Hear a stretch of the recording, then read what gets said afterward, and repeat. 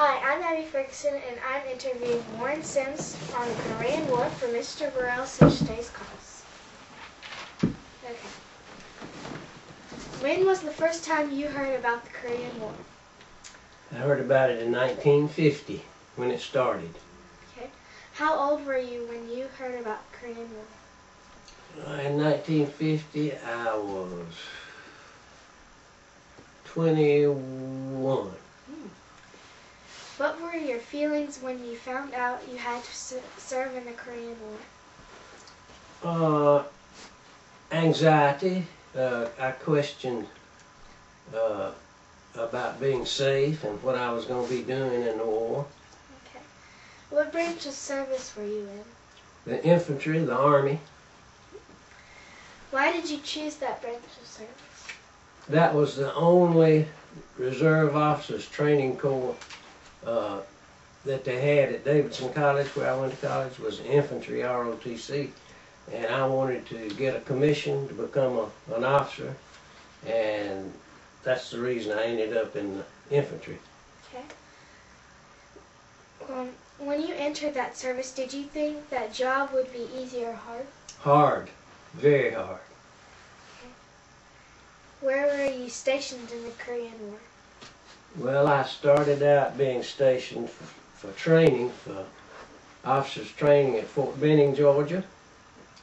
Then I went to Fort Jackson, South Carolina to train troops.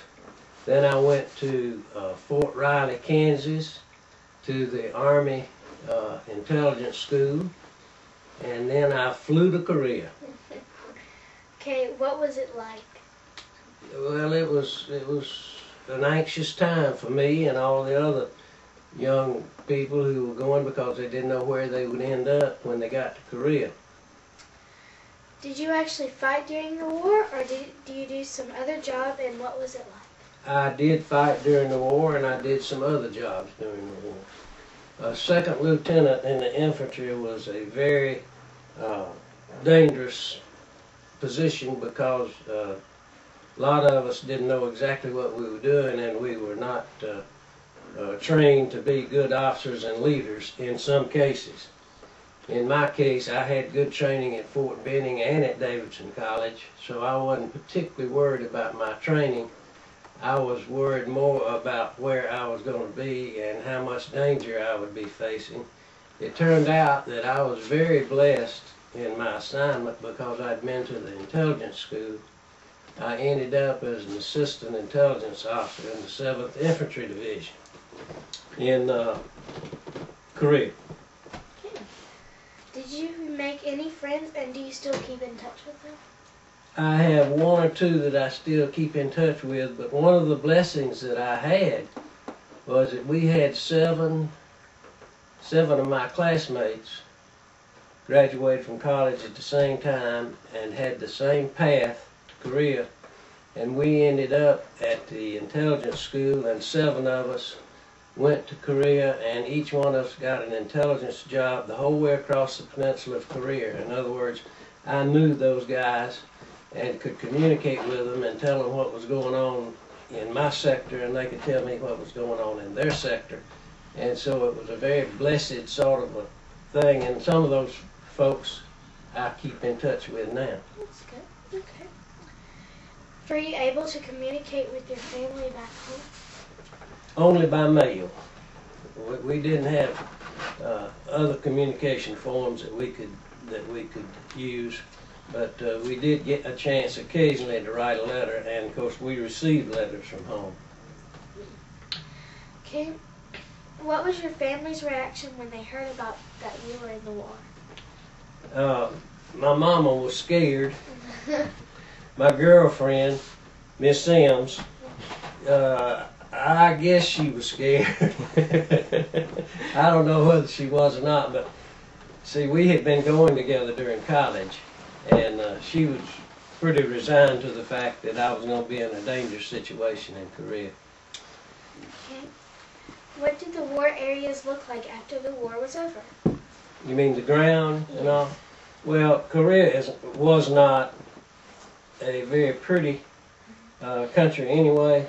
very little tall trees in the areas that I was in, and a lot of destruction because the war had gone up and back the peninsula with a lot of damage done to everything, and there were a lot of trenches and foxholes and bunkers and all that sort of stuff all over everywhere.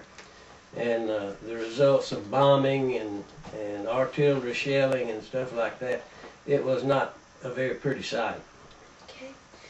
And how did you feel when you heard that the war was over? I felt reasonably good. We were not sure that it was going to be a permanent peace. But I came home the very month that the truce was signed and the demilitarized zone was established between North Korea and South Korea. So I was somewhat relieved for those people that were over there. Do you have anything else that you want to add to these questions? Well, I had the privilege of, since I was an intelligence officer, and my job was Chinese order of battle. In other words, every time the Chinese, see, we fought North Koreans and the Chinese. My particular division, the 7th Infantry Division, we were trained to fight Chinese, so every time the Chinese moved, I moved. And so like I say, my military designation was Chinese order of battle, and that's what I was a specialist in, supposedly. And I learned a lot, and I had good interpreters. The young man who assisted me was a Korean young man, a college graduate from Seoul University, and he spoke 7 languages. And he worked for the Army and for me, and he was very helpful in the language barriers. When we would debrief Chinese prisoners and things like that, he could help very much in that. But that was a very interesting time.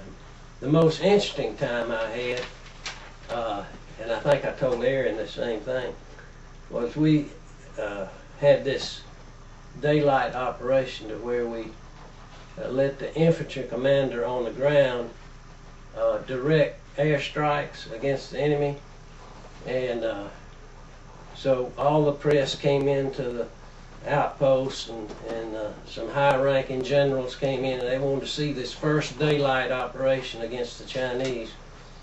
And anyway, we carried off the operation, and it turned out that 2 soldiers were wounded, and the commanding general, General Wayne C. Smith, decided maybe the press might get hold of that, and he didn't want the press to get hold of the operation order that described what we were going to do and this, that, and other. So he said, "Lieutenant Sims, take my helicopter and fly the whole way across the peninsula of Korea and go to every Army headquarters and pick up that order. We don't want the press to get hold of it, and burn them." So I was able to fly across the peninsula of Korea and go to the British Commonwealth Division and the Colombian Regiment and Haile Selassie's Honor Guard, and I got to the 1st Corps headquarters and went in to see the commanding general, and his name was Major General Reuben Jenkins. And I went and he said, "Lieutenant Sims, you sound like you're from Georgia." I said, "I am, I'm from Dalton." He said, "Well, I'm from Cartersville." And we found out that we knew a lot of mutual people, and so anyway, that was an interesting part of my travels in Korea. So I burned up all those operations orders, and it still came out in the paper. It was called Operation Smack. But because we had had 2 people wounded, we were afraid that the press would get hold of it. So, and I had the pleasure of briefing General Van Fleet and General Mark Clark, and that was a highlight of my career also. Thank you for letting me interview. Well, it sure was short and sweet, and I appreciate you interviewing me. And if you have any questions that come up as a result of this interview, you let me know. Okay, thank you for serving my country. You're welcome.